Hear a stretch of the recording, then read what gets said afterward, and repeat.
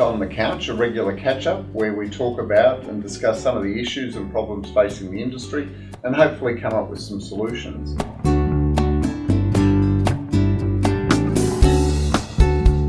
Today I'm joined by our media expert and guru, David Angell. Welcome, David. Thank you. Guru is a lovely term.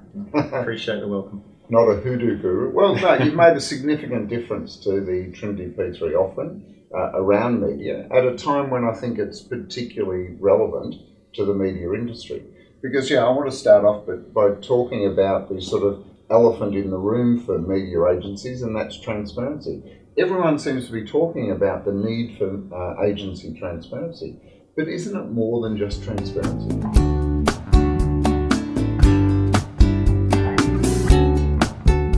Yes, I think it is. I think it's about trust. I think it's about client behaviours, and I think it's about fundamentally the way in which those relationships have been set up to deliver. Because we see a lot of clients focusing on the agency and what the agency delivers, but in actual fact it is a co-creation, isn't it? That it's as good, the outputs are often as good as the inputs. Of course, you put something in, you get something out, to use a well-known phrase, and that applies just as much to these relationships as anything else. In fact, probably more so. Because while a lot of people think they know media, it's actually one of those things that's easy to understand at a high level, but quite difficult to master, isn't it? It's very difficult to master. It's becoming even more difficult to master now, and I think there has been a fundamental lack of respect for the skill set involved in a media agency, and the agency's role in delivering value to the client. Because this concept of value, since 2008, there's been a real focus in media on media price, and we've seen media auditing go through the roof and agencies making ridiculous promises on discounts, especially during pitches as a way of winning business. Do you think this focus on price of media has actually got in the way of people considering the value of their media investment? I think it's absolutely got in the way of that value. It has commoditised the market. It's pushed agencies down a certain route. Some of that's of their own making, admittedly, but ultimately it has reduced the level of transparency in the agency, which is the one thing everyone is now talking about. Yeah, because one of the things that you mentioned commodity pricing, but I think it's interesting how it's become a commodity at a time when there are so many more ways of measuring media performance and return on investment than ever before. I think the trading media has always been a commodity, but it's the agency relationship has become a commodity, and the way agencies are measured has become much more commoditised, and that has meant a much more myopic approach to how performance is measured and what success looks like. Because you'd think for a huge, what's often a huge investment for advertisers, they'd want to be not just focusing on how little they pay, but what the actual return is, wouldn't you? You would think so. I think sometimes it's because historically it's been down to confusion around how that can actually be measured. But frankly now we have the technology to be able to measure these things much more accurately, and there needs to be a shift in how performance is assessed and valued from a client point of view before the agencies can really be given a chance to demonstrate greater transparency. Now, we've fallen into a trap here, and I think the industry does as well, which is we've been talking about advertisers and agencies, but there's a third party here, and that's the media publishers. They're fairly essential, aren't they, the media publishers, in this idea of a media value chain?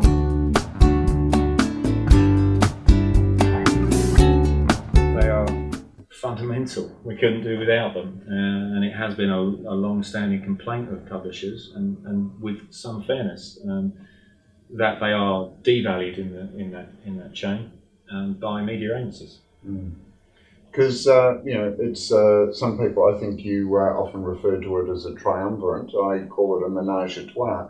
But the publishers, in actual fact, are starting to take a higher profile relationship, especially the digital publishers, the Googles and the Facebooks and the Twitters of the world, because they're bringing to the party so much more detail, data and information about the end user than maybe the traditional publishers were able to. Yeah, absolutely. It used to be that the products that media publishers produced were relatively straightforward. And it was about getting that media first, and it was about getting some editorial coverage. Now it is about data. It is about technology that's used to access that data and drive fantastic campaigns in all sorts of ways, and it's become a lot more complex. So the media publishers have a lot more to give. Yeah. One of our competitors in the UK, a media consultancy, I think it was last week or the week before, made the bold statement that media agencies are dead. Do you think this is just a headline grab? Can you see the death of media agencies being imminent?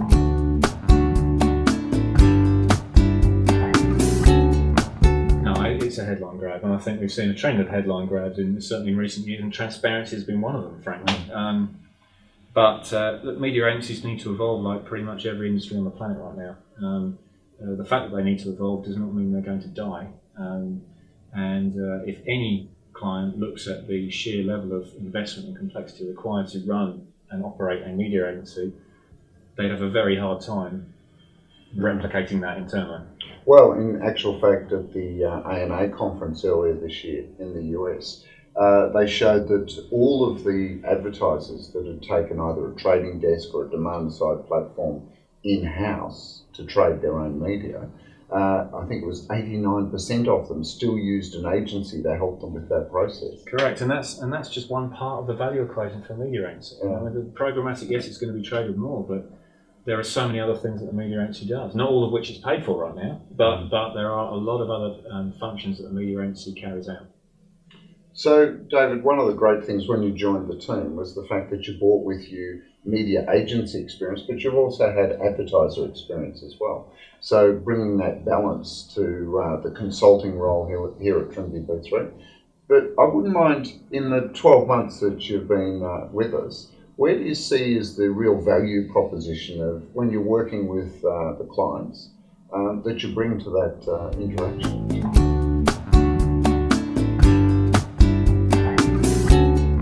I think that lens of experience is useful to back up all of the IP that already exists at Trinity B3. I think there's two key areas. Number one, a more holistic look at the entirety of the agency operation as opposed to just the media price. Yep. Is something that we spend a lot of time with. And number two, my ability and intention to look at this in a two-way capacity. In other words, I will look at and objectively critique the way in which the client is operating with the agency as well as the agency is operating with the client, with the constructive intent of getting learnings that can be shared across both. Look, and the other thing I think, and other consultants have said this, is finally being in a position where you are truly independent and really getting an opportunity to voice the best for both parties, to create a sustainable relationship. That's been something that I've really enjoyed personally, just about this part of my career. It's something that I've always strived for in my agency life, to be that objective person. But of course it is difficult because the client will at some point look at you as an individual with a vested interest if you're in an agency.